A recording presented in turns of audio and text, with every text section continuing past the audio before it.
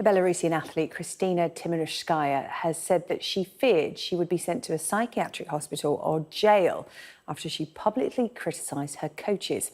Poland gave the Olympian a humanitarian visa. This is after Belarus team officials attempted to force her to return early from Tokyo.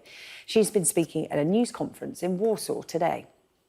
When I was in Olympic Village, some coach and some men from our team, they come to my room and they say that I should say that I have some injury and come back to home. If I will not do it, then I can get some problem in my country, and they don't know which one problem, but after this day, they also come to my room and they say that I have no chance to run 200 meters and I should to come back to home, and it's not their decision, it's they just should to do it. And when I pick up my clothes and go to the car, my grandmother, she called me and she say you can't come back to home because on the TV they say a lot of bad words about you, that you have some mental problems and maybe you can go to some hospital in Belarus or maybe to jail, we don't know. Well, Sky's Moscow correspondent Diana Magne has been following this story and joins us now. So, Diana, Belarus was clearly not an option for this athlete to return to, but how much safer is she going to be in Poland?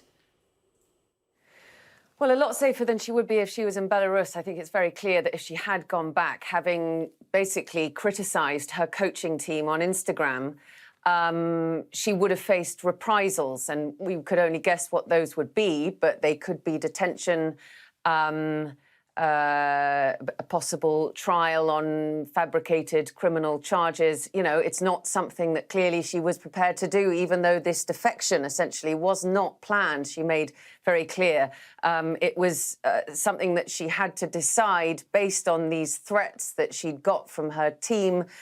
Then in discussion with her parents back in Belarus, with her husband, with her grandmother, she made the decision as they were essentially driving her to the airport that she would try and seek asylum with the Japanese police rather than go back home. But you see there the nature of the threats made against her and the way that Belarusian state TV propaganda went into overdrive about her supposedly having mental problems, and that's why she would no longer be running in the Olympics. But we saw earlier in the week a terrible incident in Kiev, Ukraine, where a Belarusian activist was found hanged.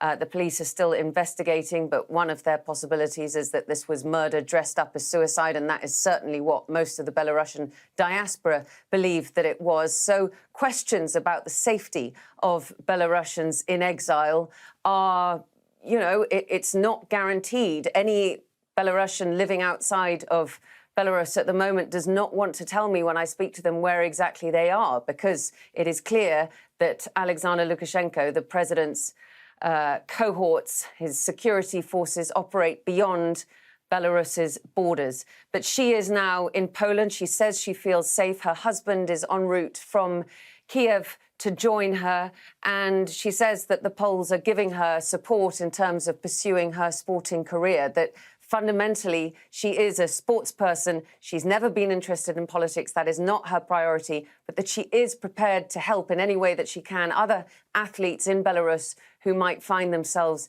in a similar situation. But the person that she was there in that press conference with a Belarusian opposition politician was keen to distance her from the politics, but to make the point that what we're seeing in Belarus at the moment is the worst political repressions in Europe than we've seen since World War II. So it's no surprise, really, that she didn't want to go back home.